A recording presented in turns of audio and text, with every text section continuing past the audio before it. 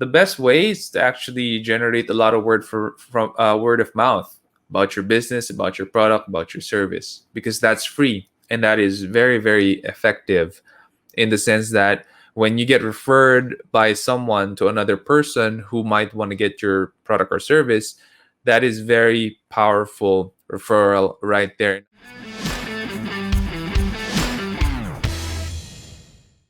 All right. Good evening, everyone. Thank you so much for tuning in the live show tonight. Again, we are Leadership Stack Live, and we are every Thursday, 8 p.m.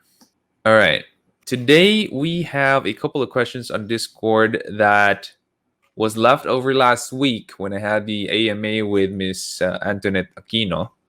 So we're going to go ahead and answer those questions.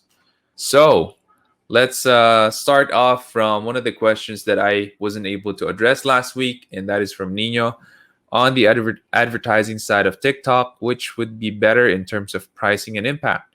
Doing ads on TikTok or reaching out to influencers so they can promote your brand for you. So I think it is a matter of when you reach out to influencers, it's a matter of you wanting to tap into their followers because they're very relevant to you.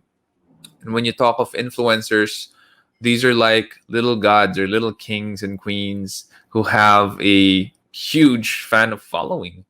And in order for you to be able to tap into their followers, to also influence them, you would have to go through their kingdom and pay them for their influence. That's how the influence market works. You have to go through these influencers, strike a deal with them, whether it's content, free stuff, money. It doesn't matter if you need their network, their fans to tune in to what you have to say. You'd have to go through them. And sometimes it's cheaper to go that route than paying ads, because when you pay ads, really you have no influence. You are trying to bug people off, right? Because you're advertising is outbound. You go out of your way to get into people's faces, not in the time that they're really looking for you. So it's not apples to apples. When you're using influencers, you're paying them because they can influence their fans, their people, their followers. But when you're running ads, it's not about influence per se, but it's about awareness that you exist, and it's about rubbing off your brand to them in a non-organic, non-personal way. That is what advertising is. I haven't advertised yet on TikTok, but I assume that it's almost the same as advertising in Facebook, YouTube, Instagram, or other platforms out there, which I have used. So yeah, for advertising, it's usually demographics that they are going to allow you to target. Facebook does that. Instagram does that. YouTube allows you to target demographics, keywords. They're a lot more flexible with their targeting. TikTok, I would say mostly demographics as well, because TikTok is quite known for collecting private information from its users. That's actually one reason why I was hesitant to go on TikTok, because it's owned by a Chinese company, and didn't want them. They had recently, there's a news out with Apple, between Apple and TikTok. And TikTok was seen trying to breach users' private data and collect data without permission. And Apple was able to block that. Good job, Apple. Unfortunately, I'm using Android.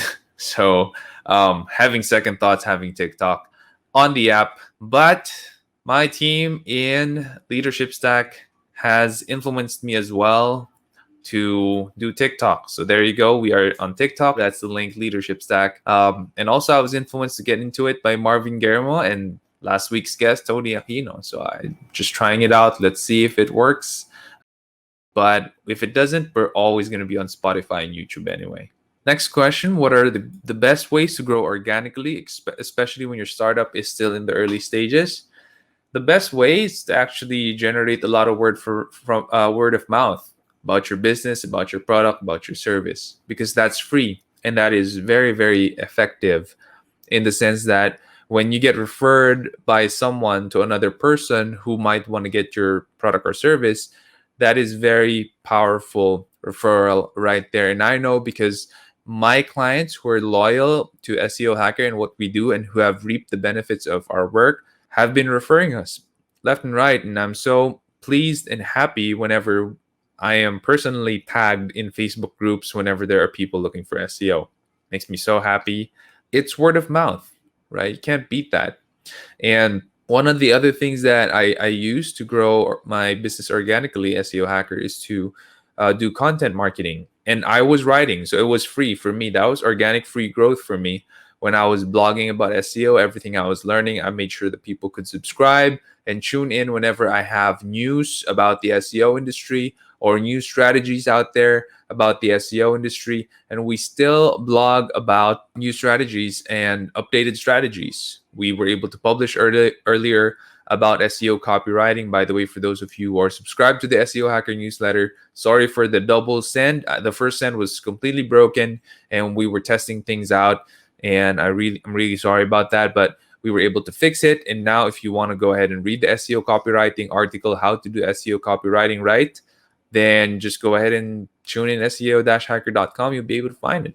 So yeah, definitely content marketing. Write the content yourself. If you're a thought leader like myself during the early days of SEO Hacker, that is one big way for us to do it. And word of mouth marketing is generated when you have a word of mouth marketing strategy. And for SEO Hacker, we follow the purple cow principle, which is make your product or service so good, so great, go the extra mile that people can't help but talk about you. That is the strategy I used for SEO Hacker, and it worked mighty well. Next question, would it be advisable to start a couple of businesses at the same time to somehow find your own niche so you can capitalize on it and disregard or stop the outperformed ones?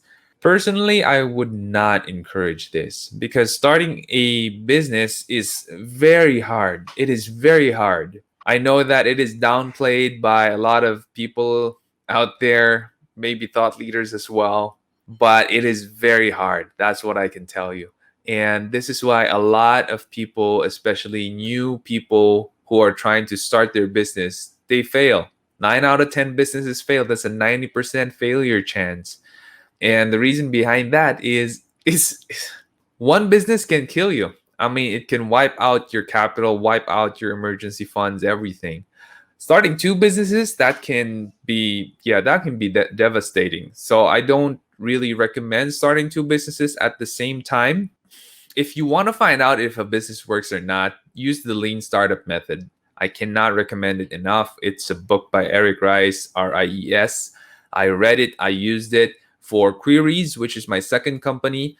And by the time that I started Queries, maybe you're wondering, well, Sean, you started 5 businesses and you're doing okay. Before I started any one of those businesses, after SEO Hacker, I made sure that SEO Hacker was in a level where it's stable. I'm not saying it's super secure or it's super stable, but it was stable.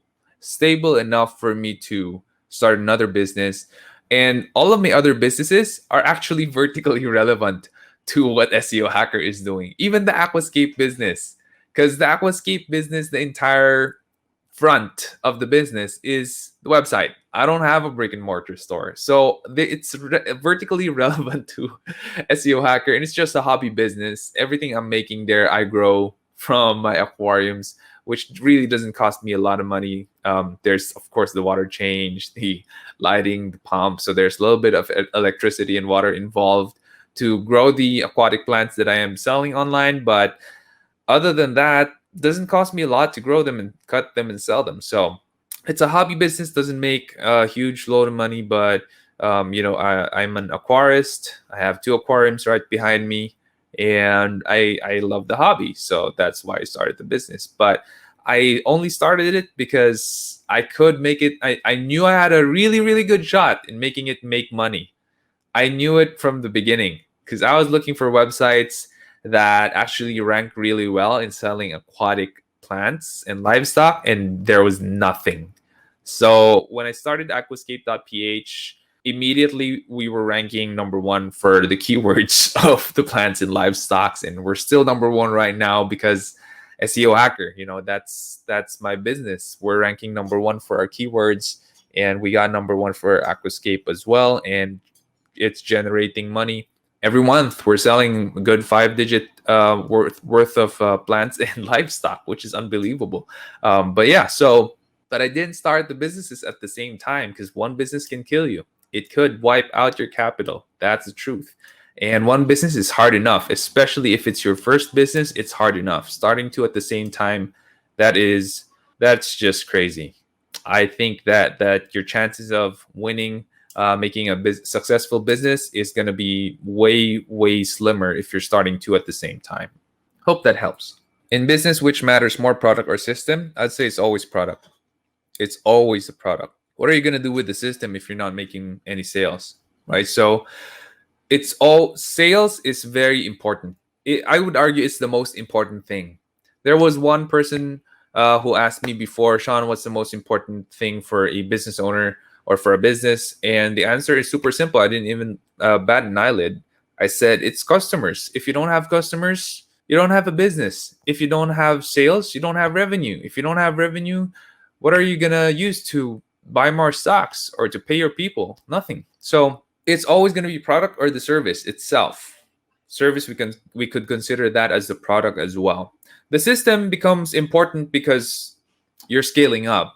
It means you're experiencing big growth or good growth, or you're in critical mass and the business is growing exponentially faster than you're able to adapt. Now, the system is important during that stage, but it's only during that stage. Because when you're a startup, system doesn't really matter a lot. What matters is you have a really great product, you have a really great service, you're able to serve your customers well, you can build your brand, you're making money. That is the most important thing when you're a startup. So I'd say in all stages of the company, product is very important. But the system is only important when you're scaling up. Speaking of scaling up, I wrote the book 50x Your Business. You might want to pick that up. It's on Amazon right now. And our systems are all there. Hiring processes, culture, everything. I wrote it down. If you want a cheat sheet on how to build your system, get that book, 50x Your Business. It is out already. Oh, hey, and since you're here, can you do me a favor? Can you hit on the subscribe button and hit the bell button and select all notifications so that whenever we have a new video, you're going to be the first one to know. Until then, keep leading. When you say enticing copy, it's not copy that should sell. It's copy that should connect to your target users. That is pretty much the only way you can do it to make it enticing, quote unquote.